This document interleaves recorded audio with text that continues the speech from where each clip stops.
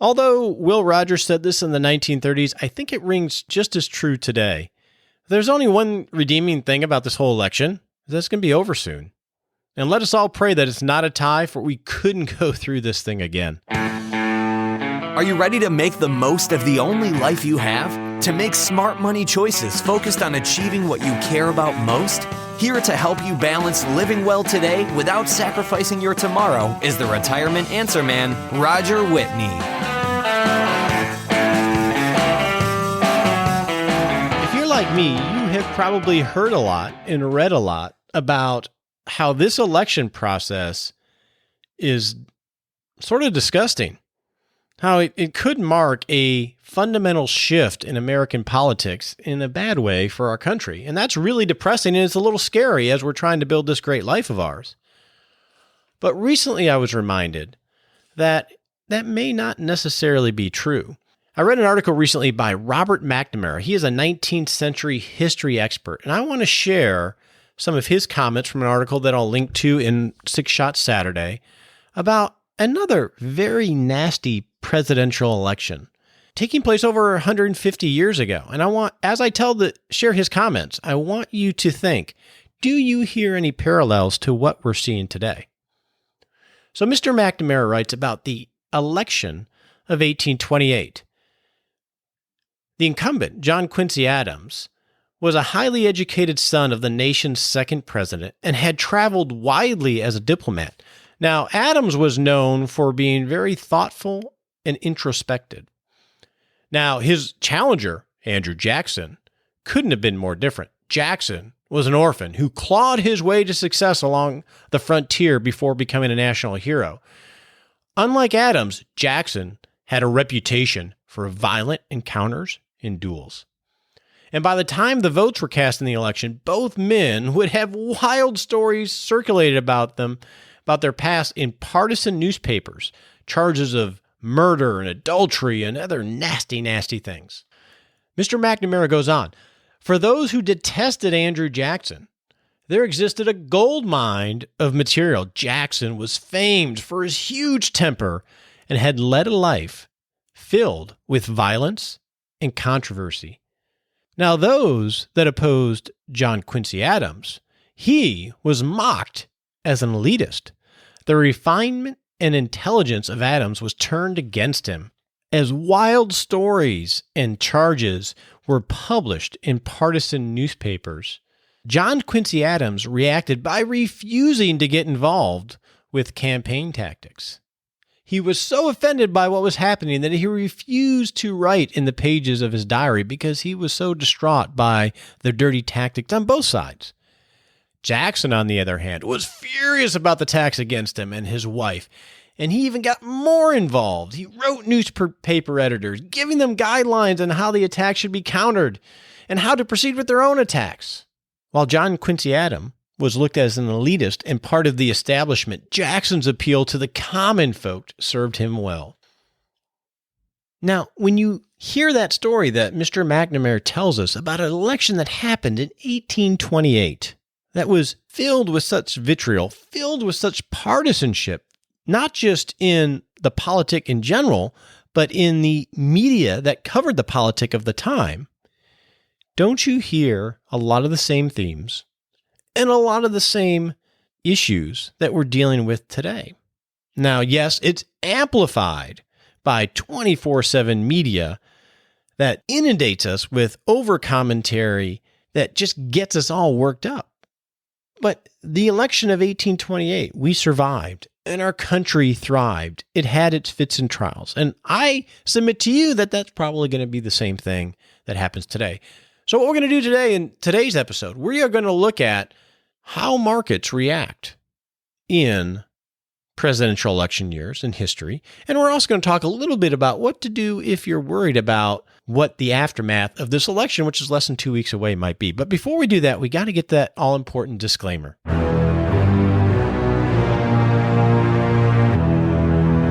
Time for the serious voice. You are familiar with the disclaimer by now if you've listened to the show. Don't take advice from me on the show. I work for clients as a fiduciary. Those are the only people I am qualified to give advice for because I know something about them. I don't give advice to people I don't know anything about, and I don't know you, and you don't know me. If you'd like to talk about working together, you can go to rogerwhitney.com and click on Work with Roger, and we can set up a time to chat.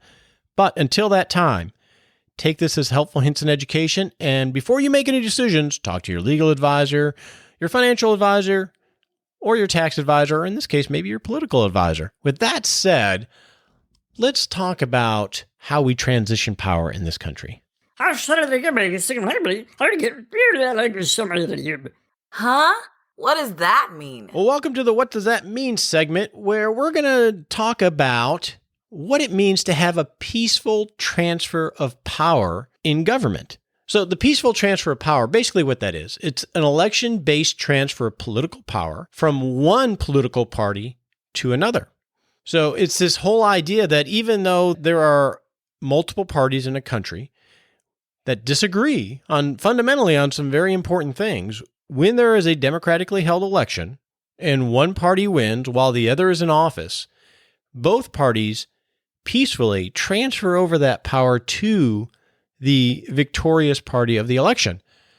A very important concept and a very important hallmark of American politics. Now, when we look at the longest uninterrupted peaceful transfer of power, the United States has that, starting in March 4th of 1801. That's referred to as the Revolution of 1800. Now, you might be asking, well, why wasn't it earlier? Because we've had more elections than prior to 1800. Well, this is the first time that we actually went from one party to the other party. So that's the longest running, uninterrupted, peaceful transfer of power in the world, starting in 1801. Even the United Kingdom, theirs only goes back to 1830. Now, why is this important in a life planning financial show? Well, if you think about it, this mechanism of democratic elections and peaceful transfer of power, what does that promote in terms of a country? It promotes stability. It promotes the rule of law, that people will follow the laws and things will progress, which gives stability to the country, which gives stability to the private sector of what the rules would be. You can just imagine in a Pakistan, or that has a very unstable political environment where there are coups d'etats and the president and the military and everybody's battling, or in societies in past when one king would die and you'd have a new king that would take power, and they would be a whole different personality and they would rule by authority and change the entire system. How unstable that would be, because as a business owner or a person that is going to invest and deploy their capital to work, somebody like you, right? Well, if you don't have stability on who is going to be in power and what the rules are, it's very hard to invest in a country or to invest in the economy or in the markets, because you don't know what the rules are going to be the next day or the next year or not. And this peaceful transfer of power and this rule of law that we sometimes mock, but really gives us stability. And it's one of the special things that's most special about the United States in terms of it being an economic power. Now, I get that this particular election cycle is really stressful, but there's some really bad things about stress, and we're going to talk about here in the Hot Topic segment. Well, in the Hot Topic segment today, I want to just relate to you an article in MarketWatch.com, and I'll put it in the show notes, talking about how stress can make you look older. Yeah, that sucks. I know. I'm 49. I'm telling you, I've been stressed lately. I have no idea why, because I'm a happy guy, but stress can make you look older. Now, the Wall Street Journal, according to this article in MarketWatch.com, reported on a study that was published in the journal Research on Aging, and it found people with higher levels of financial stress in this instance looked older to others and seemed to have aged more over a 9-year period than people who felt more in control of their financial situation. I'm going to guess that the same thing happens with politics. So the participants in the study, according to the article, were asked to rate their levels of stress between 1995 and 1996, and then again in 2004 and 2005. And photographs were taken of the respondents during both periods and shown to a separate group of people. According to an associate professor at North Carolina State University, the effect may even be underestimated as far as the effect of this financial stress on how we look in terms of our aging, because we didn't really go through the Great Recession during that period of time. I imagine what those photos would look like if they took them like in late 2008, we would have looked really old. I know I would have. I think I've recovered since then. But the point is, stress and consistent stress in your life can really make you look old, which makes a better case. Forget the Botox, forget the plastic surgery, get a plan in place and start having those little conversations so you can look younger and look good.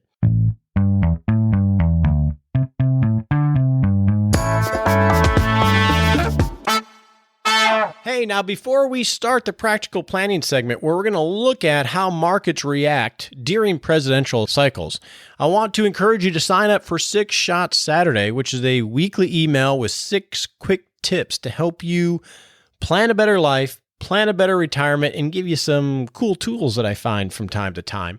To sign up, just go to rogerwhitney.com and enter your first name and your email, and you'll get that quick email every Saturday morning. Or you can text the words SixShot with the numeral 6 to the number 33444. The reason I want you to sign up is because I'm going to share a slide deck with all the statistics on presidential elections and the markets to everybody that's part of the SixShots Saturday community. So go ahead and sign up for that.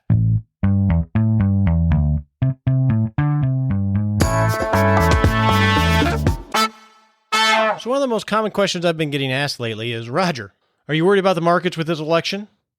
What should we do? What action should we take to protect ourselves because of how horrible this election is? Well, to answer the question, I always say, hey, I'm always worried about markets. I'm worried about markets when they're flat. I'm worried about markets when they're up. I'm worried about markets when they're down. I'm pretty much always worried and looking over my shoulder as to what are we missing when it comes to allocating investment assets, because that's what I do with clients. I allocate their investment assets to help them get to retirement. So if you are worried about the markets in general, because of whether it's the election or anything else, what do you do to help insulate yourself from big downturns? Now, this isn't going to be a revelation if you've listened to my show or not. This isn't going to be something new. I'll just share again what I do with every client when I am helping them allocate assets on their balance sheet.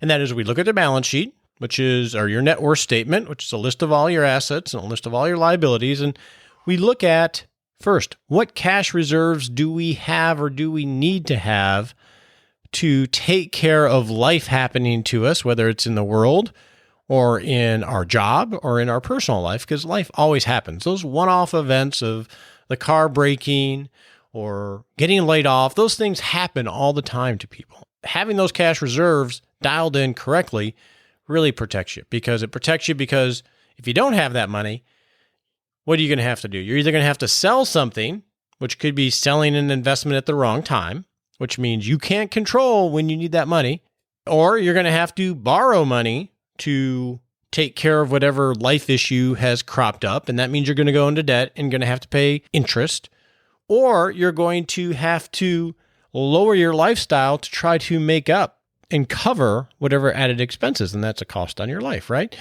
So having that cash reserve dialed in correctly is like your life's airbag. You know, it's worthless. You don't get any return on it, especially nowadays. But when you're about to hit the windshield, financially speaking, that financial airbag, that cash reserve account, has a huge return on investment. Once you have that in place, then you want to have in place a second cash reserve fund for those big upcoming expenses you know you're going to have. That's going to be, I know I'm buying a car in 6 months, not me personally, but if you are, you want to have that cash set aside well before you need it. That way you can plan and be strategic about where that money is going to come from. So you want to have that second cash reserve. And then lastly, you want to pay off all that bad debt. Now, we can argue mortgages or not, but anything beyond mortgages, typically you want to have paid off.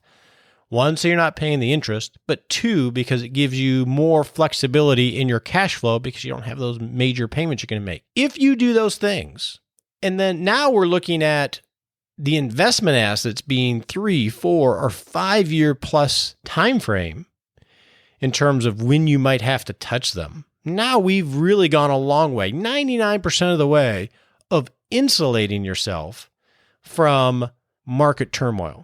Because market turmoil is always going to happen, whether it's because of the election or a financial meltdown or a war or an embargo or anything else. It is always going to happen.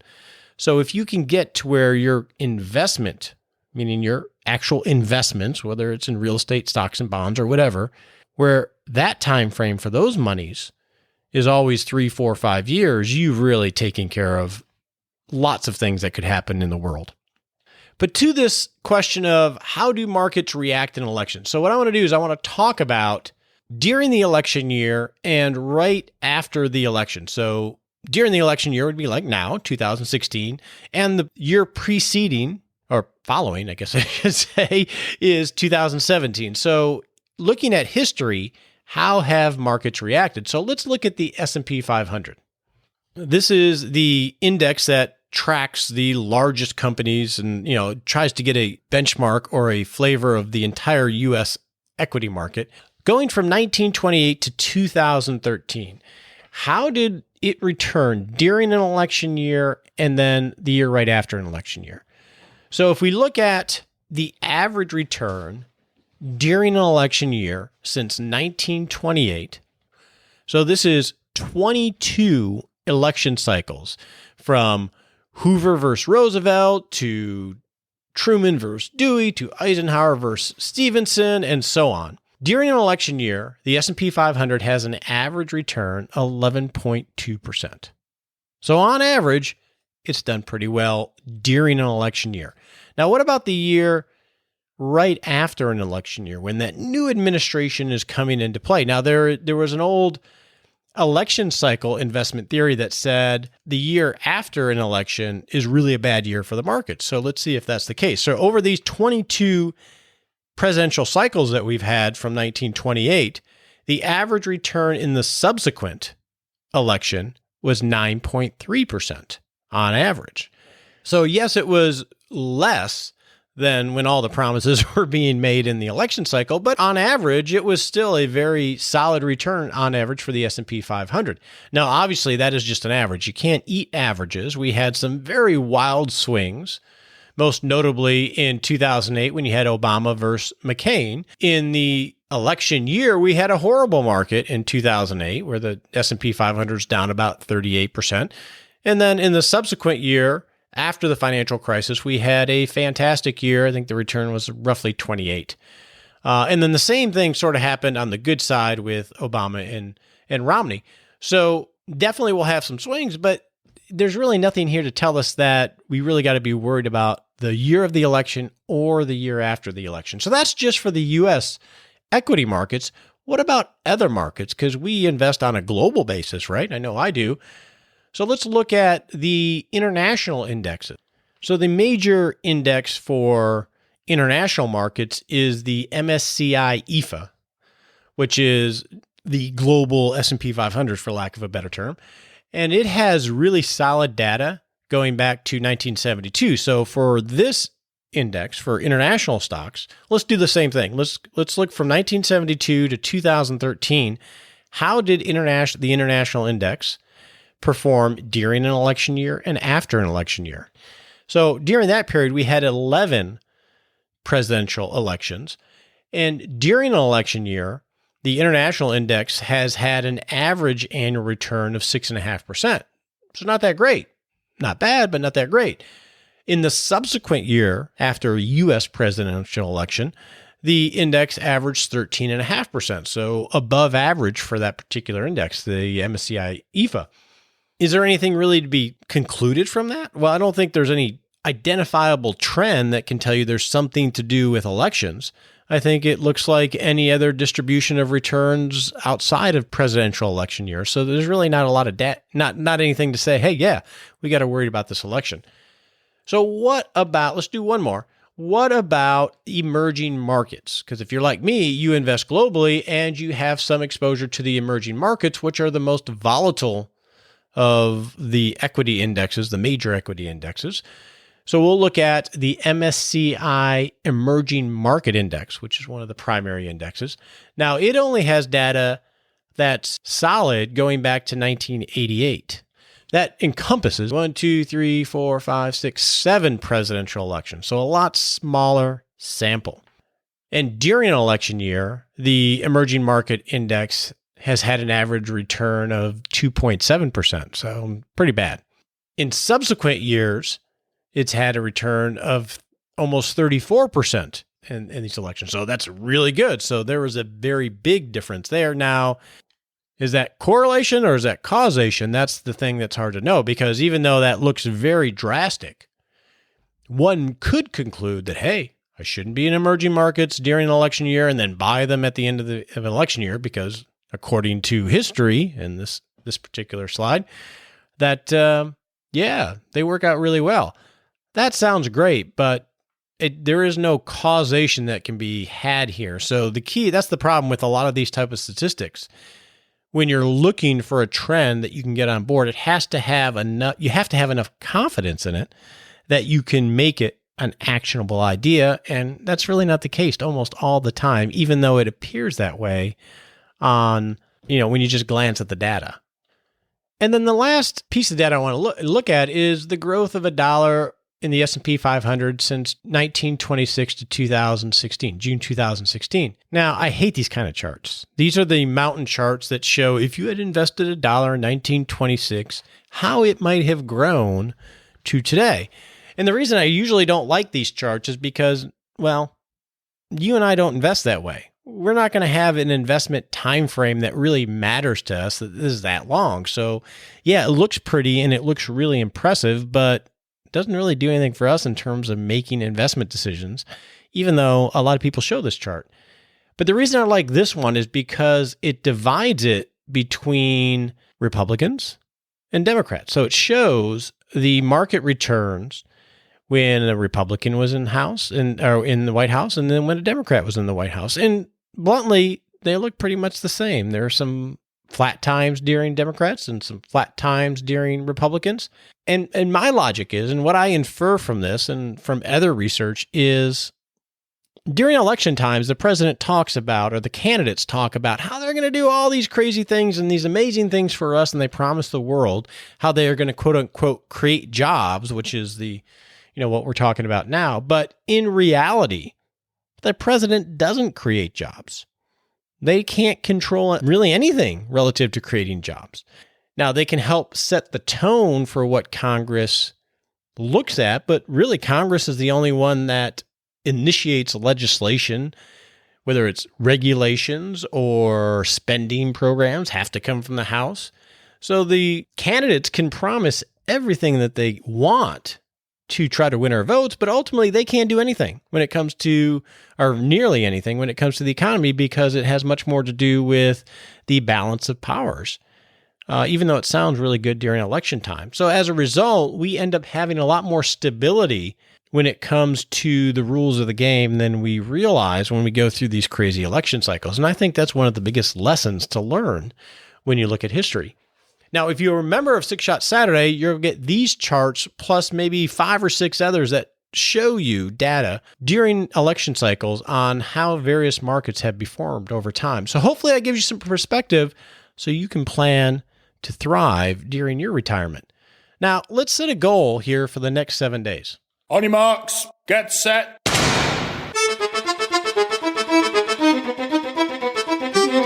Welcome to the Smart Sprint segment of the show. This is where we set a 7-day goal to take a little baby step towards managing your life and your finances better. All right, so this step doesn't have anything to do with the elections. Now, definitely vote if you're listening to this closer within 7 days of the election cycle.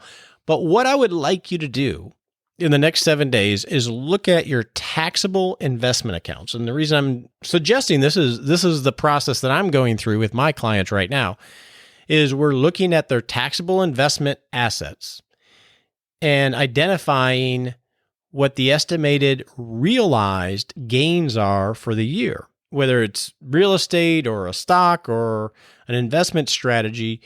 When a gain is realized, you will pay capital gains on that gain because you realize the gain. That's when something is sold and you realize whether it's a gain or loss. So right now is a great time to review what your realized capital gains are for the year, so you can take some steps to hopefully offset those gains. So how do you offset a big capital gain that you get? Well, you can sell something at a loss, and that loss will go dollar for dollar against the gain. So if you had a gain of $10,000 in various investments and you sold something for a loss of 5,000, then your net gain for the year would be 5,000. So you would have cut your tax bill by offsetting that gain. Now you may be saying, well, Roger, yeah, I got a few things that I have losses on, but I don't want to sell them because I like them. So what do you do in that instance? Well, here I got to throw in an extra disclosure, okay? I am not a tax advisor. I'm not a CPA. Consult your tax advisor before you do anything. But just because you own something that you have a loss in, but you still like, there are still some ways to keep exposure, if not to that specific security, to that sector of the market. So as an example, if you own a telecommunications company and it's paying you a good dividend and you like it, but it's at a loss right now, one strategy would be sell that particular security, buy another security that is very similar to it, so you're in the same sector, or buy exchange traded vehicle that will give you a diversified portfolio that is similar to the security that you're selling. Wait 31, but preferably 33 or 34 days, business days, and then go back and sell the thing that you bought and buy back your position so you can avoid those wash sale rules. And if you're looking at doing that, go look up the rules or talk to your tax advisor. So it doesn't necessarily mean you have to sell it and just sit as cash. You can do a nuanced approach where you keep some of the same exposure, but you're able to harvest that loss in a productive way to offset gains so you can save on some taxes potentially. So in the next 7 days, just go check out your realized gains and see if you have any opportunities there. That's what I'm doing in my practice right now, so I thought that might help. Now, let's talk about being happy.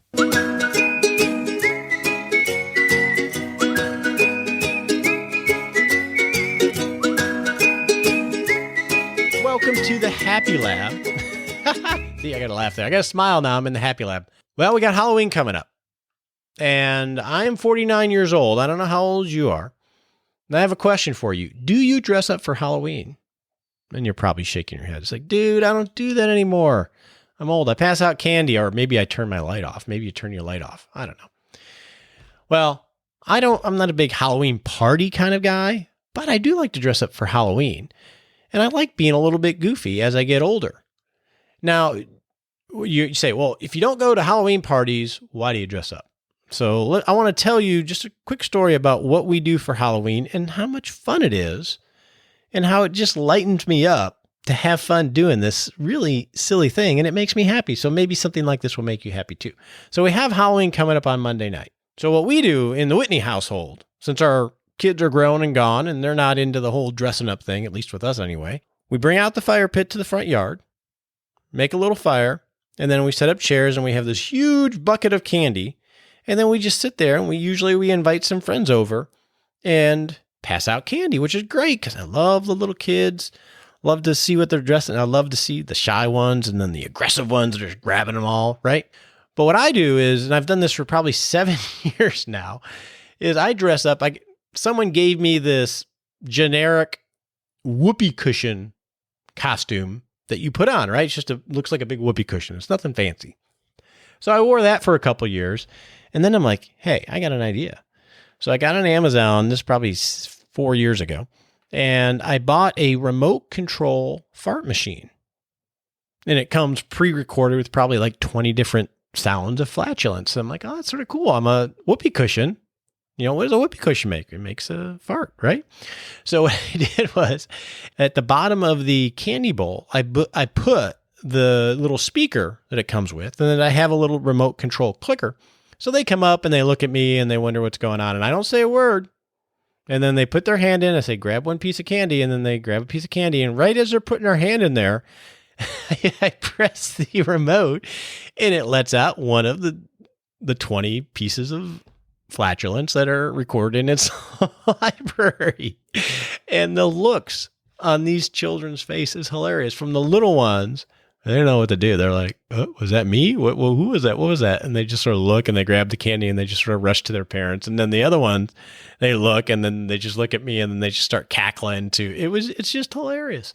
So you don't have to do the same thing. But my point is, it's good to be goofy even as you get older. And actually, it's a lot easier to be goofy because it's great to make younger people laugh at you because they want to laugh at you anyway. So why not join in the fun? So that is my tip for the Halloween week of how to be happier in life.